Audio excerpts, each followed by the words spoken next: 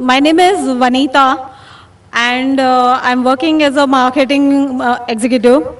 मुझे से पूछना था कि मैंने सुना है one of my Muslim friends से कि आफ्टर डेथ सारे मुस्लिम्स जो है वो हेवन में जाते हैं and whoever is non-Muslim will go to hell.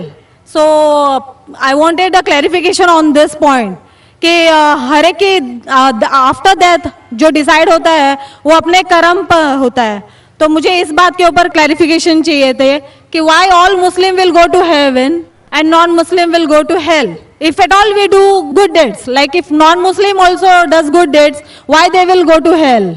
بہن نے اچھا سوال پوچھا ہے کہ ان کی ایک سہیلی نے کہا کہ مسلمان آخرت میں جنت میں جائیں گے, غیر مسلم دوزخ میں جائیں گے.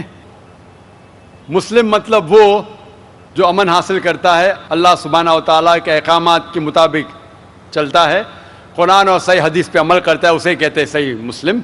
یہ بالکل صحیح ہے کہ جو عملی طور پہ صحیح مسلمان ہے وہ انشاءاللہ جنت میں جائے گا. لیکن آپ کا سوال تھا کہ جو غیر مسلم اچھے اعمال کرتے ہیں وہ کیوں نہیں جنت میں جائیں گے. بہن, جنت میں جانے کے لیے 4 شرائط ہے. جب میں میرا 10th اسٹینڈرڈ پاس کیا, میں سینٹ پیٹرس اسکول سے فارغ ہوں, جب میں ICSE میں تھا 10ویں میں, میرے ایگزامینیشن میں 6 کمپلسری سبجیکٹس تھے. English, mathematics, science, geography, history, Hindi, 6 subjects compulsory. 6 subjects میں پاس ہونا کمپلسری ہے. اسی طریقے سے انسان کو جنت میں جانے کے لیے 4 شرائط ہے.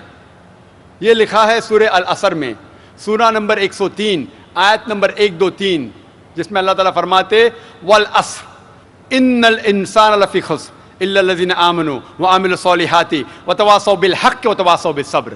اللہ سبحانہ و تعالیٰ قسم کھا رہے ہے وقت کی, عصر کی, بے شک انسان خسارے میں ہے. صرف وہ لوگ جو 4 چیز میں سفلتا پاتے ہیں وہ لوگ خسارے میں نہیں ہیں. اور یہ 4 چیزیں ایمان, عمل صالحات, وتواصوا بالحق, وتواصوا بالصبر. جس طریقے سے مجھے 10th اسٹینڈرڈ پاس کرنے کے لیے 6 سبجیکٹس میں پاس ہونا کمپلسری ہے, مثال کے طور پہ اگر مجھے mathematics, English, history, geography, science میں 99% مارکس ملتے ہیں, 99%, اور ہندی میں صرف مجھے 10% ملتے ہیں, اینڈ پاسنگ مارکس از 40%. پاس ہونے کے لیے 40 مارکس کی ضرورت ہے. اگر ایک سبجیکٹ میں, ہندی میں مجھے 10% مارکس ملتے ہیں اور باقی 5 سبجیکٹ میں 99% مارکس ملتے ہیں, کیا میں 10th اسٹینڈرڈ پاس کروں گا کہ نہیں؟ بہن, میں آپ سے پوچھنا چاہتا ہوں, کیا میں 10th اسٹینڈرڈ میں سفلتا پاؤں گا کہ نہیں؟ ایک سبجیکٹ میں 10%, باقی 5 سبجیکٹس میں 99%, کیا میں 10th اسٹینڈرڈ پاس کروں گا کہ نہیں؟ نہیں. کیوں؟ کیونکہ مجھے ہندی میں 10% مارکس ملے, بھلے 99 ملے, باقی 5 سبجیکٹ ہندی میں 10 فیل. اسی طریقے سے جنت میں جانے کے لیے سورہ العصر کے حساب سے 4 چیزیں ضروری ہے. ایمان, عمل صالحات, نیک اعمال جو آپ کہہ رہے, وتواصوا بالحق, لوگوں کو حق کی طرف بلانا, وتواصوا بالصبر, لوگوں کو صبر کی طرف بلانا. 4 چیزیں ضروری ہے. ایک بھی چیز اگر ان 4 میں سے مسنگ ہے, موجود نہیں ہے, اگر آپ ایک بھی چیز میں فیل ہوتے ہیں تو آپ جنت میں نہیں جا سکتے. اگر آپ کہتے ہیں کہ آپ اچھے انسان ہیں, اعمال میں آپ بہت اچھے اعمال کرتے ہیں, مان لو آپ کو 99 مارکس ملے اعمال میں, 99, لیکن ایمان میں تو آپ فیل ہے. آپ یہ نہیں مانتے کہ اللہ ایک اور محمد صلی اللہ علیہ وسلم آخری پیغمبر ہے, جو ساری مذہبی کتاب میں لکھا ہے, تو آپ ایمان میں فیل ہے. آپ کتنے بھی نیک کام کرو, 99% ملے, 100% ملے, باقی 3 حصے میں ایمان میں لیکن فیل ہوئے, تو آپ جنت میں نہیں جائیں گے. اسی طریقے سے اگر کوئی انسان نام کا مسلمان ہے, اچھے اعمال نہیں کرتا ہے, نیک اعمال نہیں کرتا ہے, وتواصوا بالحق, دعوت نہیں دیتا ہے لوگ کو, حق کے راہ پہ نہیں بلاتا ہے, یا لوگ کو صبر کی طرف نہیں بلاتا ہے, صرف نام کا مسلمان ہے, محمد, سلطان, ذاکر, عبداللہ, تو وہ جنت میں نہیں جائے گا. اسے جنت میں جانے کے لیے ایمان، عمل صالحات، وتواصوا بالحق وتواصوا بالصبر، چاروں چیز کی ضرورت ہے. اسی لیے آپ اعمال کتنے بھی اچھے ہیں، اگر ایمان نہیں ہے کہ اللہ ایک ہے اور اللہ کے علاوہ کسی کی عبادت نہیں کرنا چاہیے، اور ایمان نہیں ہے کہ محمد صلی اللہ علیہ وسلم آخری پیغمبر ہے، تو آپ جنت میں کبھی بھی نہیں جائیں گے. بہن، کیا آپ میرے جواب سے سہمت ہے؟ Yes. Thank you for clarifying the point. You're most welcome. My name is Gayatri and I am a student.